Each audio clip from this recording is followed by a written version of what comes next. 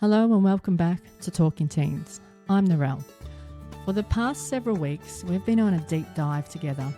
We've journeyed through a mini-series all about a tricky and often unconscious aspect of parenting, the ways we can sometimes undermine our teens, even when we have the best intentions.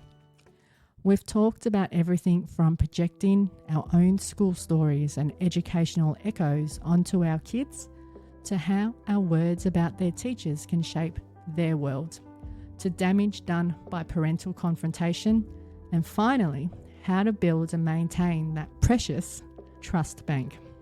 Today in this special episode, I want to take a moment to pause, to look back and distill all of that into 3 final core lessons that I believe are the foundation of it all.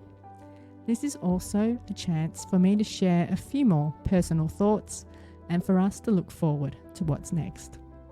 The first and probably most powerful overarching lesson from this whole series is the importance of parental self-awareness.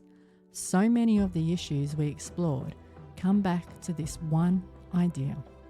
The most effective parenting starts with looking inward. When we have a strong knee-jerk reaction to our teenagers' behaviour, it's often because of one of 2 things. First, we might be recognising a behaviour in our child that reminds us of a part of ourselves that we don't particularly like or want to admit to. Second, our teen situation might have triggered a flicker of our own past trauma, a trauma we may not have fully dealt with or even realised it was there. So when you see those flickers, you need to catch them. And then, I'm sorry parents, you need to deal with it. For me, real parental self-awareness is about catching those moments. It's about realising that the behaviour I don't like in my own kids is often a reflection of something I don't like in myself.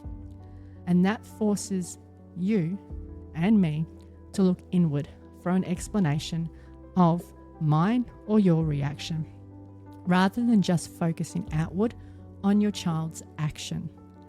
And as I've said, this just doesn't happen enough in parenting. The second big lesson that flows through every episode is the conscious shift from fixing to connecting. We saw this in our episode on When Help Hinders, and it's the foundation of the trust bank. A great example is the classic homework struggle. Let's say your teen is frustrated with a problem. The fixing parent leans over and gets frustrated too, and their instinct is to solve the problem. It might be a maths problem. They might say, "Don't do it like that," and just grab the pen and just show them the answer. The homework gets done, but the kid is often left feeling incapable and disconnected. The connecting parent, however, sees the same frustration, but they sit down next to them and they say, "Far out, that looks tricky. Talk me through what you've tried so far." And then they listen. They validate the struggle. They don't just grab the pen. The focus is not on the right answer, but on the child's experience of getting there. The homework might take longer, but the connection is strengthened and the teen feels heard and capable. It's a perfect example of what I mean when I say connection over correction. And this leads to the third and final pillar, which is perhaps the most important of all. Remembering the human element. I feel so strongly that the human side of teaching and parenting is often lost in what I call the swamp pit of data. The grades, the test scores, the attendance rates, the metrics of success. We have to remember that parents, teens, and teachers all make mistakes. We are all learning. Some of us have been on this earth, however, a lot longer, and we may have more experiences to draw from. But we all come with our own unique perspectives and view the same situation through a different lens. It doesn't make one person more correct than the other. It all depends on the vantage point. The trick is to try and see things from a similar vantage point, to realise you might all be looking at the same thing, parents, teenagers, teachers, but seeing it slightly differently. And you need to accept that, and to not trivialise or minimise the feelings of another person, parent, teen and teacher, just because they see things differently. People are people. They see what they see, they feel what they feel. So, parental self-awareness, shifting from fixing to connecting, and remembering the human element, those are the big takeaways from this series.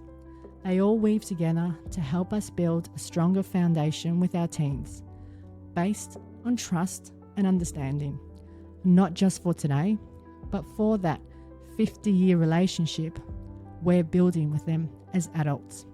And that brings our first big mini-series to a close. Now, as we look ahead, I want to officially open the floor to you all, the listeners. I would love for you to help shape the future of Talking Teens. I've got my ideas, I've got my vantage point, but I want to know yours.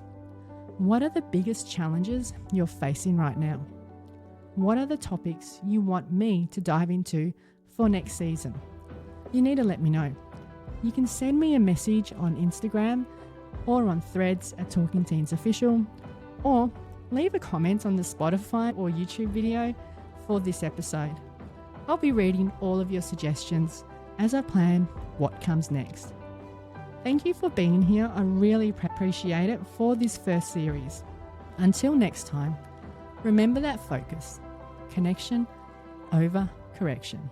I'm Narelle, and this has been Talking Teens.